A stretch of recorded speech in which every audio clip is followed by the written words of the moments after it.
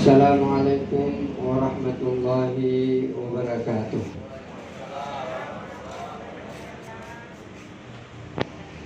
Alhamdulillah wa syukurillah wassalatu wassalamu ala rasulillah wa ala alihi wa ashabihi wa man tabi'ahum bi ihsanin ila yaumiddin. Qala Allah Ta'ala fi kitabihil karim wa huwa asyraful qailin. A'udzu billahi minasy syaithanir rajim. Bismillahirrahmanirrahim.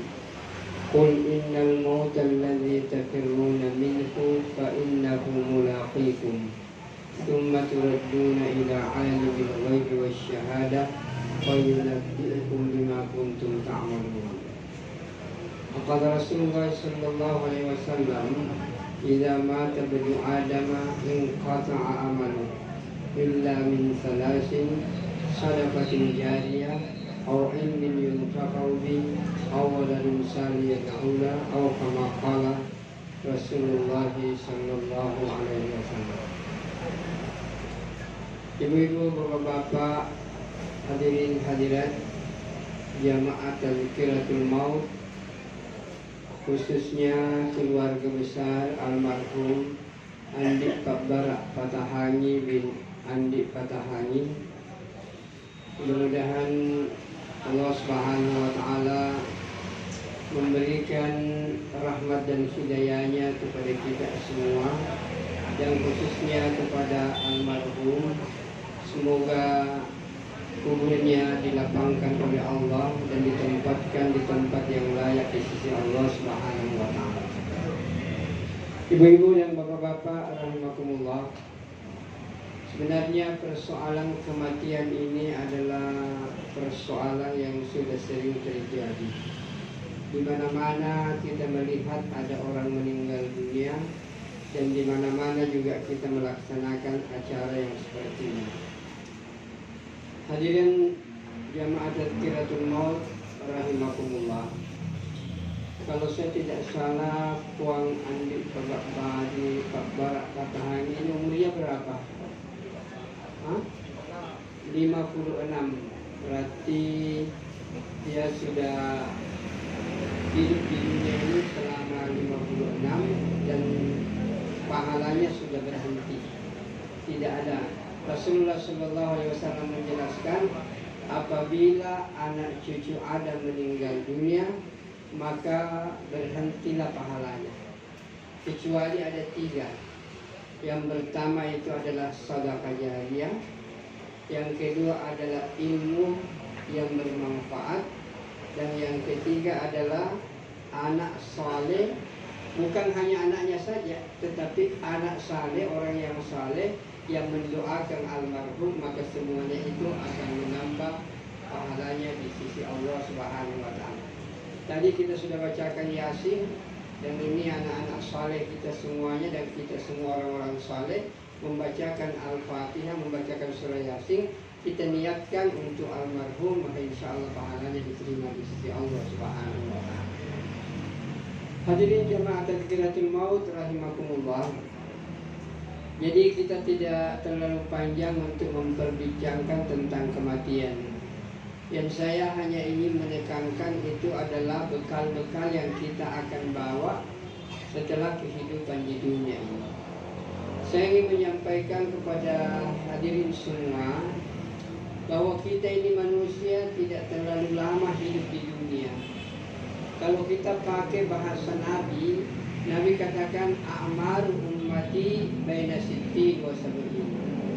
Umurnya umatku, kata Nabi, itu paling 60 atau 70 tahun. Ada mungkin yang lewat 70 itu tidak seberapa, ada yang kurang dari 60 juga tidak seberapa. Rata-rata umat Rasulullah itu meninggal dunia antara 60 dan 70 tahun. Saya yakin kita ini sudah banyak yang 60 ya. Puang-puang ini sudah ada 60 di rata-rata yang tua-tua ini. Jadi kalau sudah umur 60 ke atas, mari kita berpikir untuk akhirat. Jangan terlalu berpikir untuk kepentingan dunia. Artinya sebenarnya perjalanan manusia yang sesungguhnya semakin hari itu semakin dekat dengan kubur kita masing-masing. Itulah perjalanan yang sesungguhnya. Jadi saya ulangi bahwa manusia ini sebenarnya setiap hari itu berjalan ke tempat kuburnya masing-masing. Maka oleh karena itu ini penting persiapan apa yang kita akan bawa setelah kita meninggalkan dunia yang fana ini. Hadirin jamaah Tazkiratul Maut rahimakumullah. Dan satu hal yang harus kita garis bawahi ibu-ibu dan bapak-bapak, bahwa kita ini manusia, itu selalu dikatakan kita ini manusia bukan makhluk dunia. Kita ini manusia adalah makhluk akhirat yang hanya mampir sebentar di dunia. Jadi manusia ini semuanya, mau atau tidak, yakin atau tidak yakin, pasti dan pasti yang namanya manusia akan hidup selama-lamanya di akhirat. Dan di akhirat itu hanya dua tempat. Yang pertama itu adalah tempat yang penuh dengan kenikmatan, yang sering kita sebut dengan surga. Yang kedua adalah tempat yang penuh dengan penderitaan, yang biasa kita katakan dengan neraka. Di mana kita berada di salah satu dua tempat ini, apakah di surga, apakah di neraka, ditentukan dalam kehidupan dunia yang hanya satu kali ini saja. Jadi saya ulangi bahwa kita hidup di dunia ini sementara saja dan hanya satu kali ini saja. Sekalipun waktunya pendek, sekitar 60-70 tahun, tapi ini yang menentukan apakah kita berada di surga ataukah kita berada di neraka. Jadi oleh karena itu, ibu-ibu dan bapak-bapak, kehidupan di atas dunia ini Pak bukan kehidupan main-main, tetapi kehidupan yang menentukan. Maka oleh karena itu, kehidupan di atas dunia ini perlu betul-betul diisi dengan ketaatan kepada Allah Subhanahu wa Ta'ala. Yang jelas siapa manusia yang tujuan hidupnya sama dengan tujuan penciptaannya, maka pasti dan pasti dia akan berbahagia di dunia ini. Jadi kalau tujuan hidup kita sama dengan tujuan penciptaan kita, maka kehidupan ini akan nikmat untuk kita jalani. Apakah tujuan kehidupan kita menurut pencipta kita? Itu hanya satu saja. Aku tidak ciptakan jin dan manusia kecuali untuk beribadah. Ibadah dalam pengertian yang sebesar seluas-luasnya, yaitu taat kepada Allah Subhanahu wa Ta'ala. Yang dimaksud dengan taat itu ada dua. Yang pertama perintah yang harus dikerjakan, dan yang kedua larangan yang harus ditinggalkan. Ini yang dimaksud dengan taat. Jadi kalau kita mengatakan kita taat, kita harus taat kepada Allah, itu artinya kita harus melaksanakan perintah Allah dan kita harus meninggalkan larangan Allah. Dan inilah yang menjadikan kehidupan ini menjadi ujian. Jadi hadirin yang dimuliakan oleh Allah Subhanahu wa Ta'ala, jadi Allah tidak melihat kita apa kita sakit, apa kita sehat, apa punya harta, tidak punya harta, punya pangkat atau tidak punya pangkat. Bukan itu yang Allah lihat. Yang Allah lihat berbagai macam kondisi yang ada dalam diri kita. Yang Allah hanya melihat apakah dalam berbagai macam kondisi itu manusia itu mau taat kepada Allah atau tidak. Artinya ketika dia punya uang, dia taat kepada Allah. Ketika dia tidak punya uang, dia taat kepada Allah. Dan ketika punya pangkat, dia taat kepada Allah. Tidak punya pangkat, dia taat kepada Allah. Yang jelas apapun yang terjadi dalam hidupnya, dia hanya taat kepada Allah Subhanahu wa Ta'ala. Maka hadirin yang dimuliakan oleh Allah Subhanahu wa Ta'ala, untuk menghadapi ini ada sebuah hadis Rasulullah Sallallahu Alaihi Wasallam menjelaskan bahwa untuk menghadapi kehidupan ini ada dua sifat yang harus kita miliki. Dan kalau dua sifat ini yang kita miliki ini, maka kita enak menghadapi kehidupan di dunia ini. Tidak ada susah. Dan Nabi katakan, ini dua sifat tidak mungkin berkumpul kecuali pada orang yang beriman. Jadi orang yang beriman inilah yang bisa memiliki dan mengumpulkan dua sifat ini. Apakah dua sifat itu? Inilah yang disebut dengan sifat syukur dan sifat sabar. Nah, Jadi hadirin yang dimuliakan oleh Allah Subhanahu wa taala, siapa orang yang memiliki dua sifat ini, sifat syukur dan sifat sabar, orang ini akan merasakan kenikmatan dalam hidup. Karena dalam kehidupan ini hanya dua persoalan, Pak, tidak ada yang lain. Ada sesuatu yang membuat kita senang, ada sesuatu yang membuat kita susah. Dan kalau kita memiliki tadi dua sifat ini, tidak ada yang susah. Kalau kita mendapatkan sesuatu yang senang, kita bersyukur. Kalau kita mendapatkan sesuatu yang susah, kita bersabar. Itu saja dua. Jadi keadaan yang kita hadapi hanya dua, susah, senang. Untuk menghadapinya, dua sifat ini harus ada, yaitu syukur dan sabar. Nah, maka hadirin yang dimuliakan oleh Allah Subhanahu wa taala, kalau kita memiliki kedua sifat ini, alangkah indahnya hidup ini untuk taat kepada Allah Subhanahu wa taala. Hadirin jamaah Tazkiratul Maut rahimakumullah.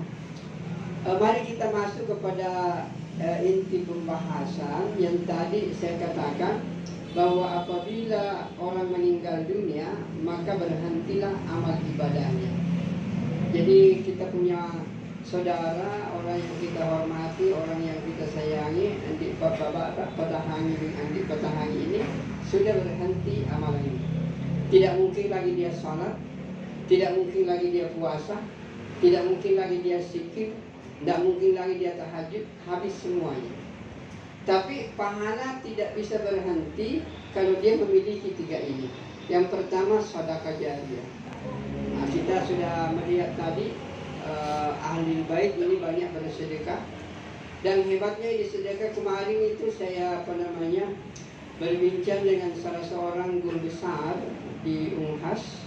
Itu kita bicara tentang sedekah yang menurut akal sebenarnya susah dipahami, tapi kenyataannya seperti itu. Beliau sendiri mengatakan, saya merasakan ini. Dia kupas tentang sedekah itu. Dia bilang, waktu saya penyakit jantung, dia bilang saya penyakit jantung dan saya harus dioperasi. Karena saya ini banyak kenalan di Jepang, karena dia adalah ketua perhimpunan alumni Jepang, maka dia akan berobat ke Jepang. Itu kejadiannya tahun 85. Kemudian dia katakan, begitu saya mau berangkat, di masjid yang saya tempati itu ada mahasiswa. Mahasiswa itu hilang dia punya motor, dan dia kelihatan sedih dan dia menangis macam-macam lah. Sehingga ditanya apa yang menyebabkan, dia katakan, saya tidak bisa berbuat apa-apa, kampus saya jauh dan saya tidak punya motor. Akhirnya hatinya tergerak.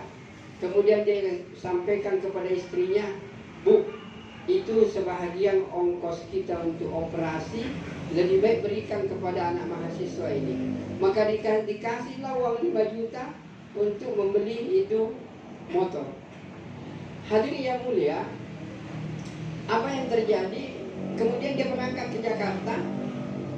Di Jakarta itu sebelum berangkat ke Jepang untuk operasi dia punya jantung, dia check up lagi di Jakarta. Allahu Akbar. Setelah diperiksa di Jakarta, diperiksa jantungnya, ternyata penyakitnya hilang, habis, tidak ada apa-apa, sehat walafiat. Ini tidak bisa dibuktikan secara ilmiah, Pak. Inilah yang disebut dengan orang-orang ilmiah sekarang itu adalah quantum healing. Itu suatu hal yang luar biasa yang terjadi, tapi susah ditangkap oleh nalar. Tapi itu banyak kenyataan. Bahkan beberapa bulan yang lalu saya membaca artikel tentang seperti ini. Ada orang, sama kasusnya, orang itu umurnya sekitar 85 tahun. Umurnya 85 tahun dan dia penyakit ginjal. Kasusnya mau dioperasi juga. Setelah dia mengumumkan bahwa siapa yang ingin mendonorkan ginjalnya, maka aku akan beli sampai 500 juta sampai 1 miliar. Setelah beberapa hari tidak ada orang yang mendaftar. 1 minggu, 2 minggu tidak ada orang yang mau. Akhirnya setelah berlalu 2 bulan, ada seorang ibu muda kemudian menawarkan dirinya untuk diambil ginjalnya untuk dipakai oleh orang yang umur 85 tahun ini, tetapi orangnya sudah tua. Pendek cerita, ibu-ibu dan bapak-bapak, setelah mau dioperasi, ini tadi yang mau menyumbangkan ginjalnya ini itu menangis. Akhirnya ini yang mau dioperasi tadi, yang mau diganti ginjalnya, dia tanya, kenapa adik menangis? Bukankah ikhlas kasih ginjal kepada saya? Dia bilang, Tuan, sebenarnya saya tidak mau untuk memberikan ginjal, cuma karena saya terpaksa. Saya punya anak 5, suami saya meninggal dunia, tidak ada yang biasa membiayai. Anak saya butuh yang namanya biaya. Jadi saya pasrahkan. Toh kalau ginjal saya tuang ambil, kemudian saya meninggal dunia, saya rela, saya pasrah kepada Allah. Yang penting anak-anak saya bisa mengecap yang namanya pendidikan. Terharu ini Pak, terharu ini orang yang kaya raya ini tadi. Dia bilang, kalau begitu Anda kan masih umurnya 30 tahun, masih bisa punya peluang untuk hidup lebih lama. Saya ini sudah 85 tahun, tidak lama lagi akan hidup. Begini saja, itu uang yang 1 miliar saya kasih percuma, dan silakan Anda pulang ke rumah Anda. Dan tidak jadi saya ambil ginjal Anda. Saya ikhlas kepada Allah. Lebih baik saya yang sudah tua meninggal daripada Anda yang masih bisa membina anak-anak Anda. Hadirin yang dimuliakan oleh Allah Subhanahu wa Ta'ala, biasanya itu setiap 1 minggu dia check up kembali Pak. Setiap 1 minggu dia check up, dia punya ginjal, karena uangnya banyak. Hadirin yang mulia, setelah tadi peristiwa itu dia kasih itu uang 1 miliar, kemudian 1 minggu dia pergi periksa ginjalnya, ternyata Allahu Akbar, ginjalnya Pak kembali normal, tidak ada penyakit apa-apa. Inilah yang disebut sekali lagi, dalam orang tidak bisa menganalisa secara ilmiah, tapi buktinya seperti itu. Banyak kejadian. Bahkan setelah itu ada lagi, dia cerita lebih jauh bahwa ada pembantu yang dari Indonesia TKW datang ke Mekah. Ini pembantu setiap kadang-kadang waktu tertentu dia masuk sembunyi, nanti setelah ada 10 menit atau 15 menit dia keluar lagi bekerja. Lama diperhatikan oleh tuannya itu. Setelah diperhatikan dia bilang, kenapa kamu seperti ini? Ada waktu tertentu kau sembunyi. Dia bilang, Tuan, sebenarnya juga saya tidak mau pergi untuk tenaga kerja seperti ini. Saya punya bayi di Indonesia, tidak ada biaya. Tapi karena saya harus mencari uang, suami saya meninggal dunia, saya lakukan seperti ini. Bayi saya itu baru 2 bulan saya tinggalkan, dan saya punya susu ini setiap 3 jam itu pasti keras. Maka saya ambil alat untuk mengeluarkan air susu saya. Akhirnya orang ini tadi, tuannya yang dari Mekah, dia bilang, kalau begitu tidak usah Anda kerja di sini. Pokoknya saya akan kasih gaji kamu selama 3 bulan, kau kembali untuk membesarkan anak kamu itu. Hasilnya Pak sama.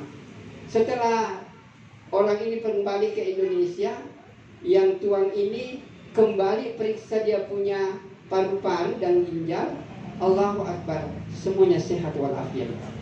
Jadi ini saya kemukakan seperti ini, ada keajaiban-keajaiban, dan ini tidak bisa diceritakan secara akal, tetapi bisa dipahami secara keimanan kepada Allah Subhanahu wa Ta'ala. Maka hadirin yang dimuliakan oleh Allah Subhanahu wa Ta'ala, maka sekecil apapun kalau ada peluang untuk bersedekah Pak, bersedekahlah. Mungkin kalau saya mau menyampaikan kepada ibu-ibu bahwa agama Islam ini sebenarnya agama yang akan membahagiakan kita. Cuma kalau saya tanya, apakah ada di antara ibu-ibu dan bapak-bapak sudah mengamalkan satu saja agama Pak, satu amal agama? Saya tidak minta banyak, saya minta mari kita berpikir untuk diri kita. Sudah adakah amal agama satu yang kita lakukan rutin dalam 1 tahun terakhir ini? Kalau ibu dan bapak mengatakan sudah ada satu amal agama yang saya lakukan 1 tahun terakhir ini, saya yakin dan percaya bapak sudah akan merasakan kenikmatan sedikit dalam beragama. Tapi mari kita lihat, apakah memang sudah ada? Saya tanya ibu-ibu dan bapak-bapak kita, sudah adakah di antara kita yang sholat berjamaah 5 kali sehari semalam dalam 1 tahun terakhir ini? Kemungkinan jawabannya belum.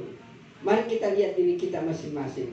Sudah adakah laki-laki yang sholat berjamaah 5 kali sehari semalam dalam 1 tahun terakhir ini? Kalau jawabannya belum, berarti kita belum bisa merasakan kenikmatan dalam beragama. Atau yang lebih sederhana, sudah adakah di antara ibu-ibu dan bapak-bapak yang setiap hari membaca Al-Quran dalam 1 tahun terakhir ini? Kalau jawabannya belum, berarti bagaimana caranya kita merasakan kenikmatan beragama? Atau lebih sederhana, sudah adakah di antara ibu-ibu dan bapak-bapak yang melaksanakan sholat duha 2 rakaat setiap hari selama 1 tahun ini? Kalau jawabannya tidak, bagaimana kita merasakan kenikmatan beragama? Jadi oleh karena itu saya hanya minta kepada ibu-ibu dan bapak-bapak, mari kita mencoba untuk mengamalkan agama satu dulu dalam kehidupan kita lakukan dengan rutin.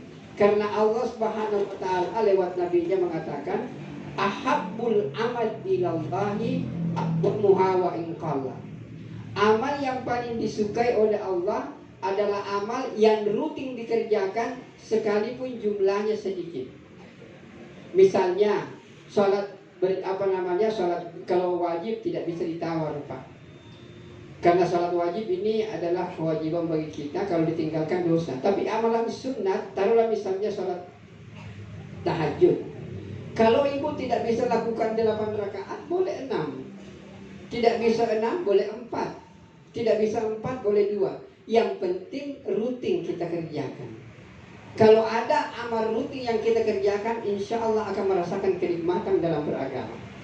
Atau bapak-bapak dan ibu-ibu yang punya uang, punya harta, adakah di antara kita yang setiap hari menyumbang atau kasih orang 5.000 dalam 1 hari selama 1 tahun ini atau selama 1 bulan ini? Kalau tidak, berarti kita tidak bisa merasakan. Coba praktekkan ibu yang punya uang, bapak yang punya uang, tidak usah banyak, Pak.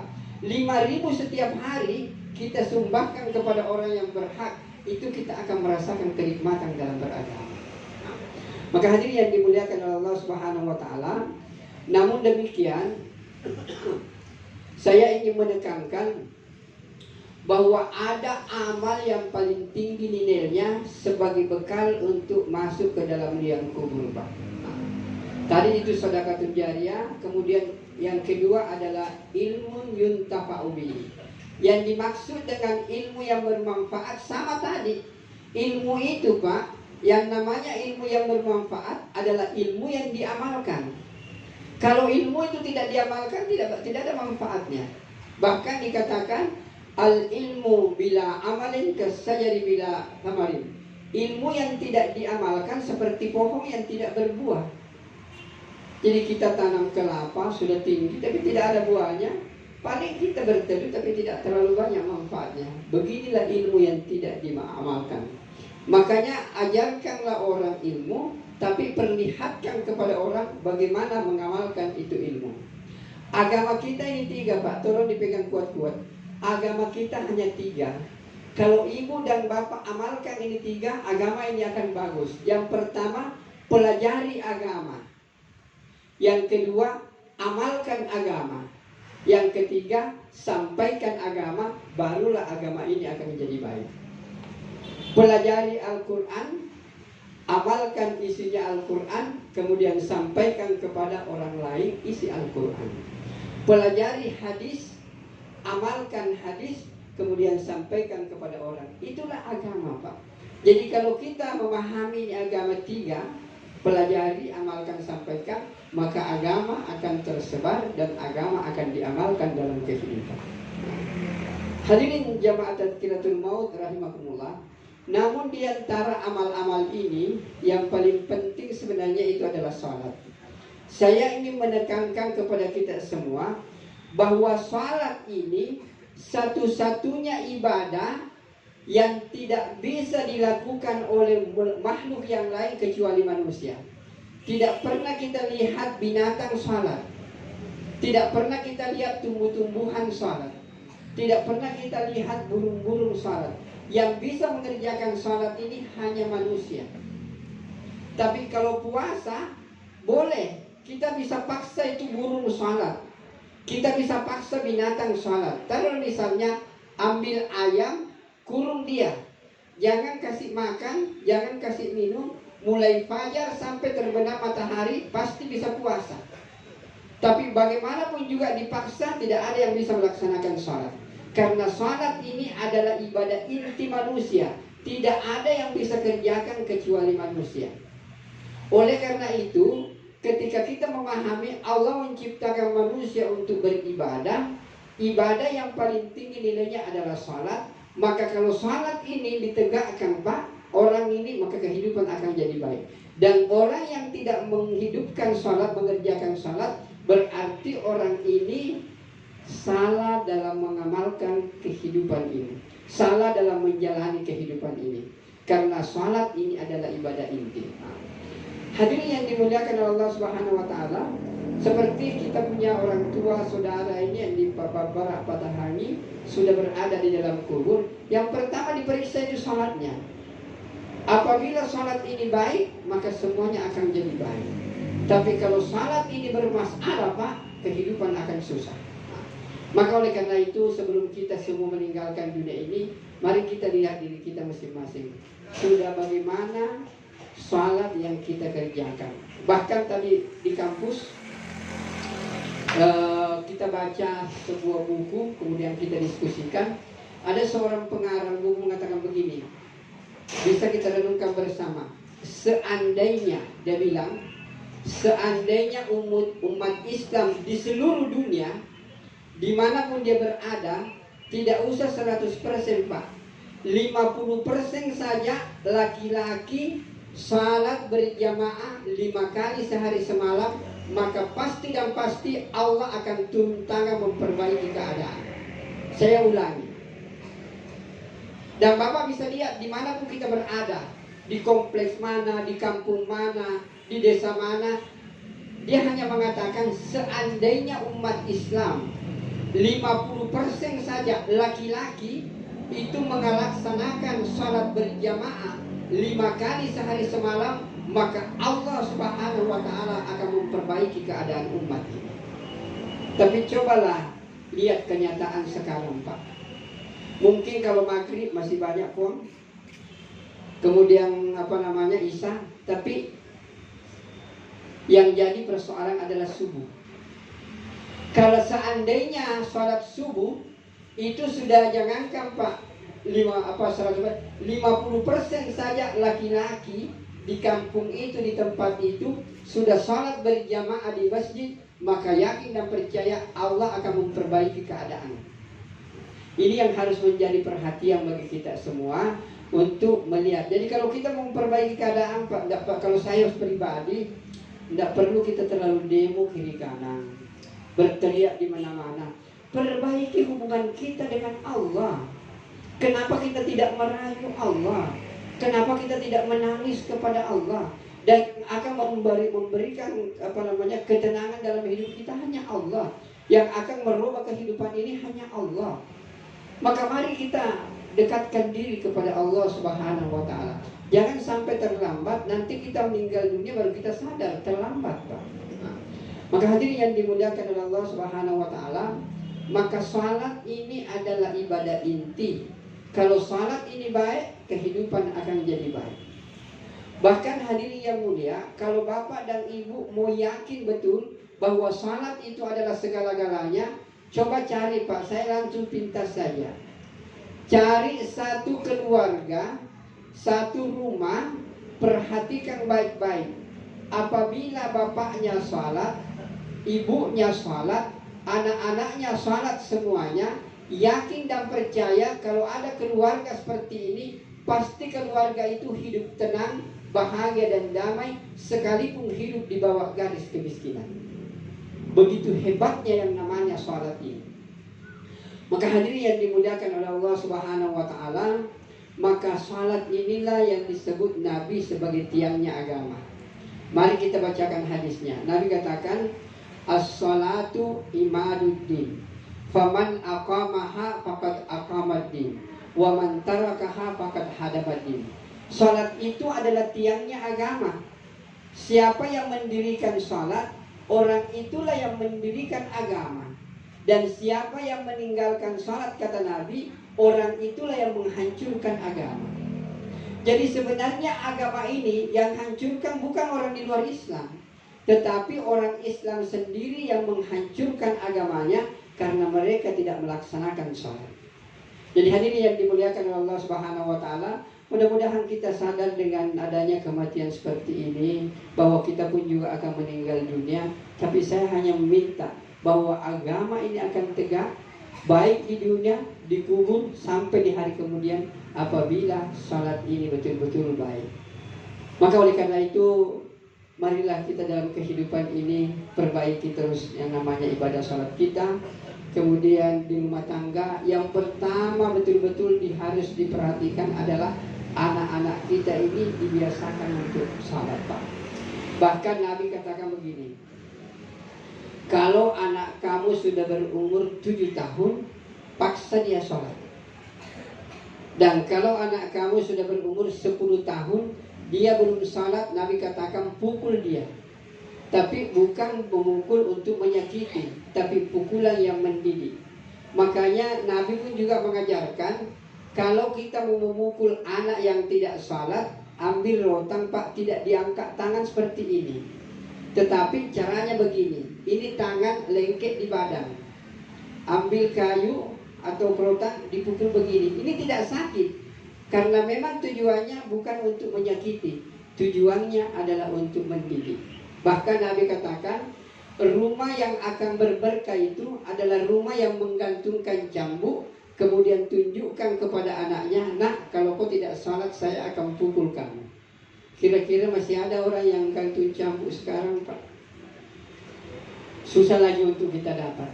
Nah, maka hadirin yang dimuliakan oleh Allah Subhanahu wa Ta'ala, cuma bahasanya hadisnya Nabi tadi, kalau 10 tahun pukul dia. Saya biasa berpikir, kalau 10 tahun dipukul, tapi kalau 50 tahun, 60 tahun dia kemana, Pak? Jadi hadirin yang mulia, ini harus menjadi perhatian bagi kita. Tidak ada ibadah yang sangat ditekankan oleh Nabi kecuali ibadah salat. Kalau salat ini sudah baik, Pak, kehidupan ini akan jadi baik. Dan bahkan dalam banyak analisa para ahli-ahli agama, dia mengatakan begini, jangan mengharapkan Islam bisa kembali jaya kalau salat tidak dilaksanakan dengan berjamaah. Dan bahkan banyak pakar Islam mengatakan bahwa kebangkitan Islam itu nanti akan terjadi apabila salat subuhnya umat Islam sudah seperti dengan salat Jumatnya. Jadi kalau salat Jumat 500, salat subuh juga 500, maka kalau ini terjadi, Pak, tidak ada lagi kekuatan yang bisa menghalangi bangkitnya Islam untuk mengendalikan peradaban dunia. Persyaratannya sederhana, salat subuh sama dengan salat Jumat. Nah, jadi hadirin yang mulia, tapi tadi kita diskusikan tidak usah, Pak, 100%. Sekarang banyak ulama 50% saja. Laki-laki salat berjamaah di masjid, maka kehidupan agama akan menjadi baik. Nah, mudah-mudahan Allah Subhanahu wa Ta'ala menyadarkan kita pada malam hari ini, kita hadir dalam rangka takziah saudara kita, dan mudah-mudahan itu menginspirasi kita bahwa suatu saat nanti kita akan mengalami apa yang dialami oleh saudara kita, orang yang kita cintai, Andi Babara Batahani.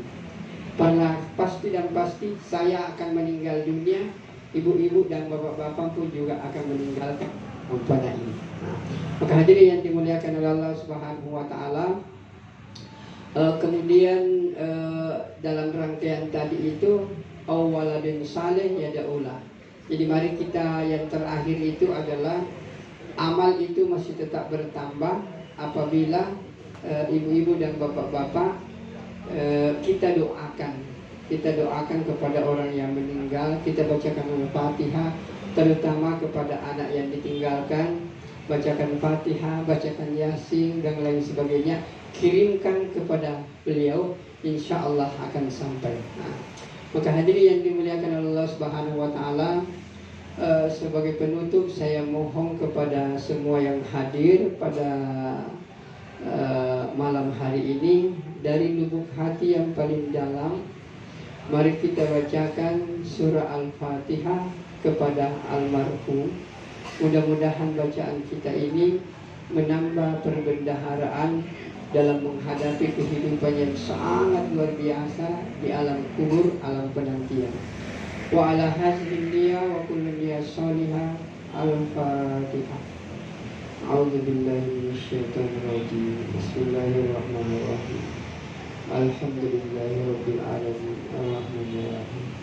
Maliki yaumiddin. Iyyaka na'budu wa iyyaka nasta'in. Ihdinas siratal mustaqim.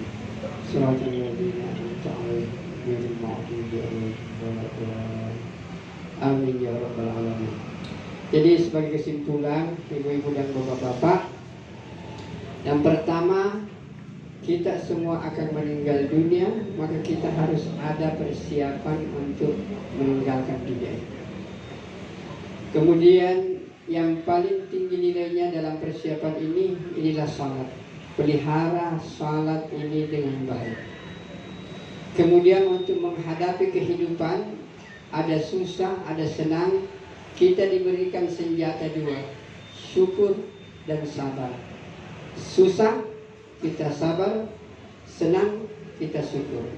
Kalau ini kita mampu pegang, maka insya Allah kehidupan akan jadi baik. Kemudian yang paling terakhir, saya ingatkan kembali, dan tolong disampaikan kepada siapapun yang kita ketemu, bahwa kalau kita mau melihat Islam ini baik, khususnya laki-laki, pelihara salat berjamaah 5 kali sehari semalam, maka insya Allah Islam akan jadi bagus. Kemudian yang terakhir sekali, tolong ibu-ibu dan bapak-bapak, ada satu amal dalam Islam yang kita lakukan dengan rutin. Kalau ada satu yang kita lakukan, kita sudah merasakan kenikmatan, barulah ditambah. Mudah-mudahan Allah memberkati kita semua. Dan sekali lagi, semoga kehadiran kita semua ini itu bisa mengobati duka daripada keluarga almarhum Andi Babara bin Andi Batahani. Baik, mudah-mudahan Allah memberkati kita semua. Apa yang saya sampaikan, kalau itu benar, itu datangnya dari Allah. Toh kalau itu salah dan keliru, itu berasal dari keterbatasan dan kebodohan yang saya miliki. Sebagai penutup, kalau kita mau baik dalam kehidupan, perbaiki hubungan dengan Allah, harmoniskan hubungan dengan sesama manusia. Kalau kita baik kepada Allah dan juga baik kepada sesama manusia, itulah surga sebelum masuk ke surga yang sesungguhnya. Baik, kita tutup dengan doa kepada Allah. Subhanakallahumma wa bihamdika, asyhadu an la ilaha illa anta, astaghfiruka wa atubu ilaik. Wassalamualaikum warahmatullahi wabarakatuh.